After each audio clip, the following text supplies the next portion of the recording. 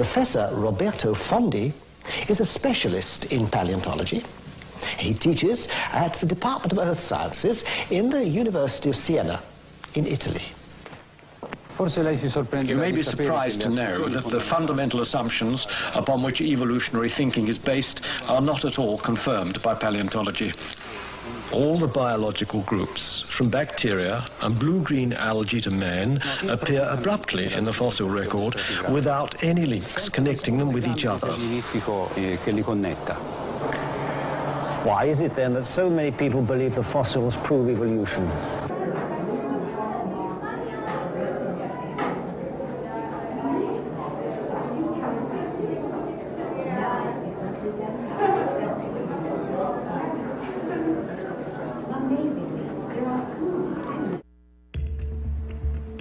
Chicago, Illinois, December 2004.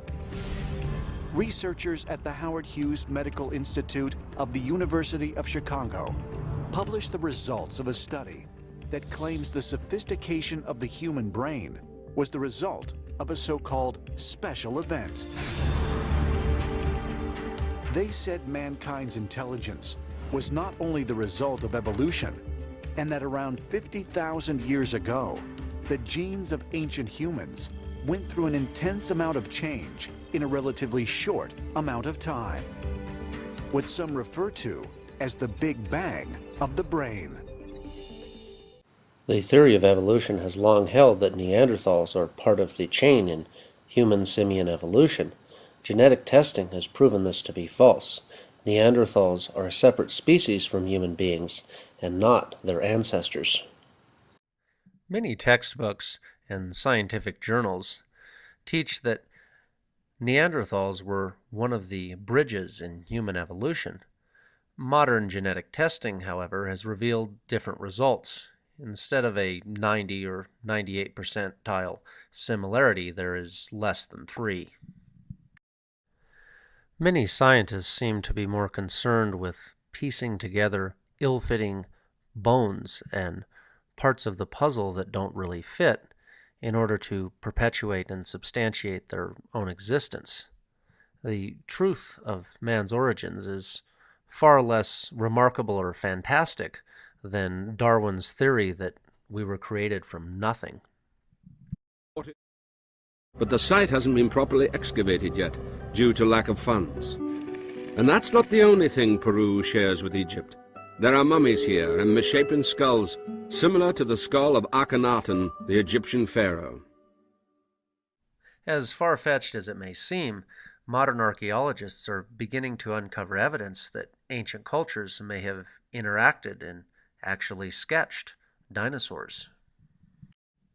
Skull deformation is one of the most hotly debated topics currently in modern archaeology and geology. The evidence seems to continue to pile up that there was skull deformation, but there was also something that was entirely different. That skull deformation itself was simply emulating another type of creature.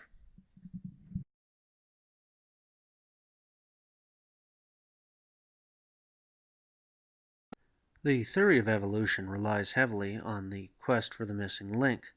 This purports to show that monkeys gradually became people, whereas the evidence indicates that there were distinct species.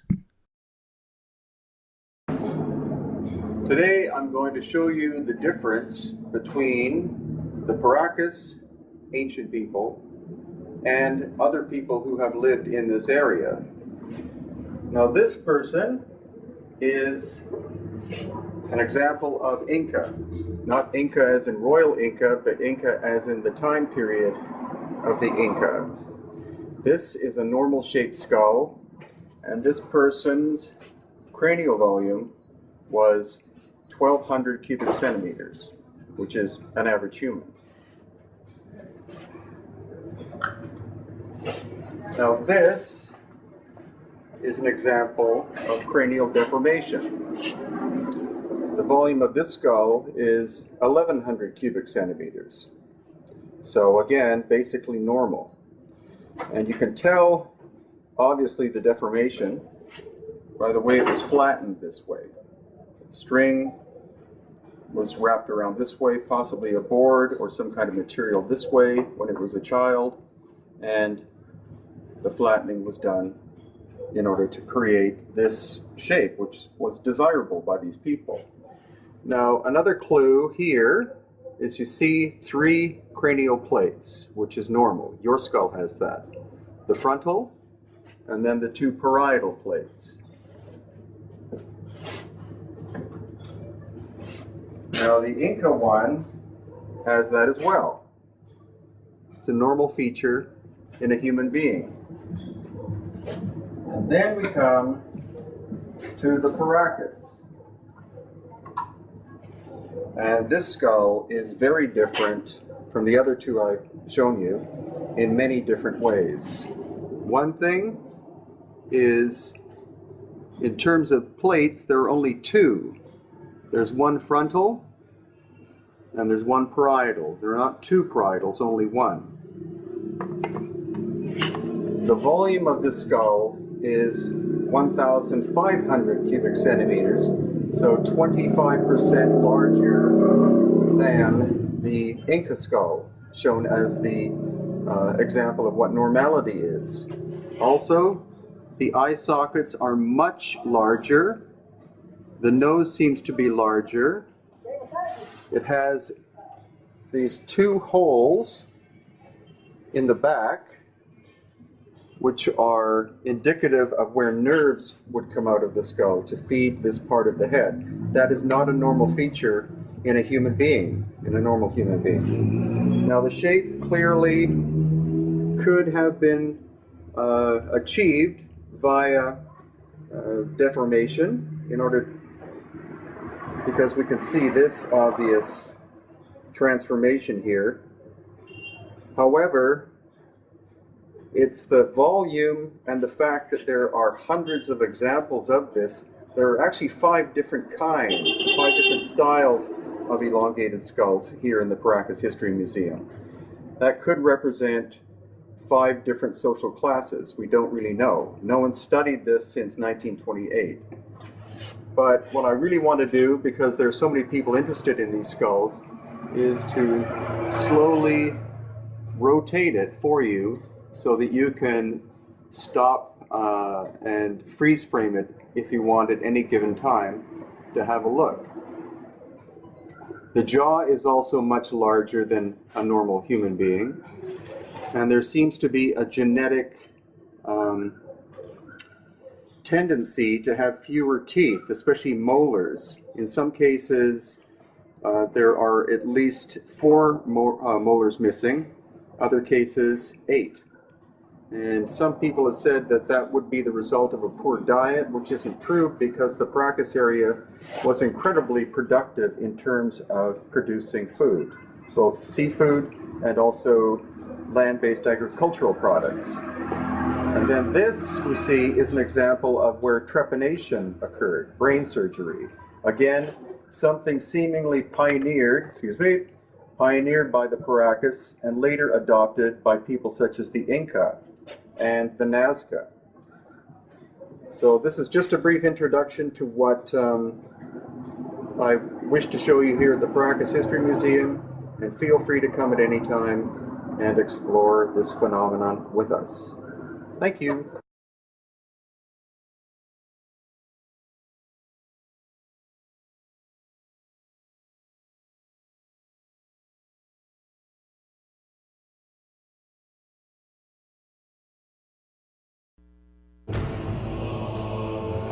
The Hebrew Bible. In it, the book of Genesis describes how God created the first 2 humans, Adam and Eve, in the Garden of Eden, and told them to go forth and multiply. For centuries, scientists and theologians have debated whether this story of the creation of man was mere myth or historical fact.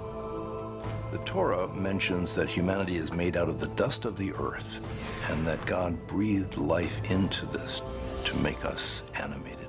Here is the breath of soul, the breath of vitality, the divine breath, which suggests that the spark, the life force that makes a human body tick, is divine in its nature.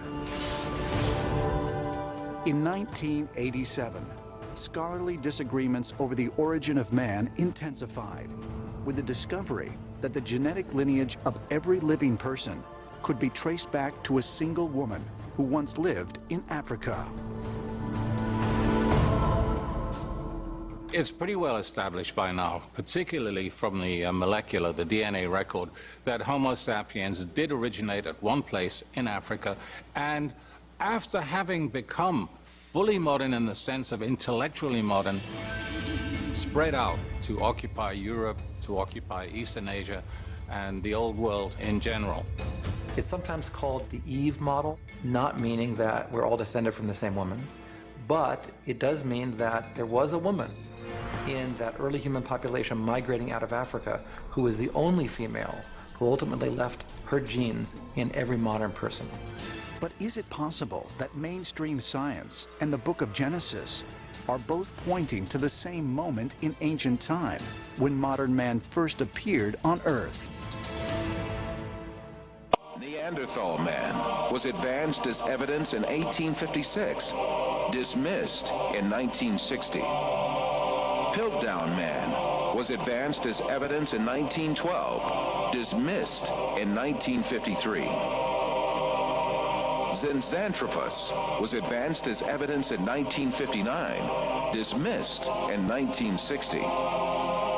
Ramapithecus was advanced as evidence in 1964, dismissed in 1979.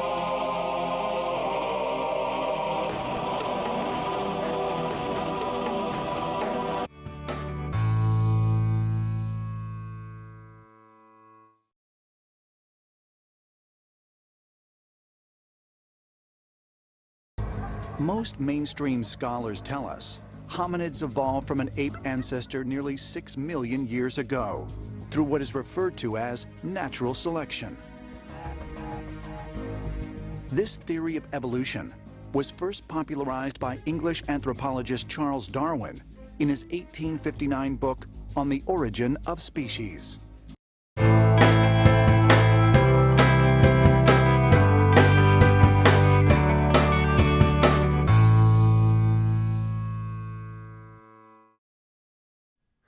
Fossils are amazing. They provide us with clues and blueprints to our past history.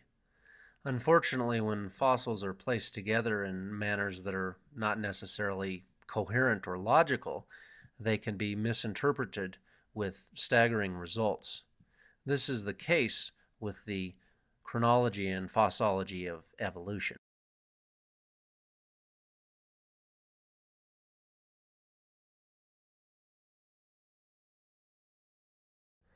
Evolution hypothesizes that life evolved over 4.6 billion years on planet Earth. But what does the law of thermodynamics say about that? Wouldn't the Earth have to have been hotter than the Sun to have cooled down to its current rate, thus making it impossible for life to evolve?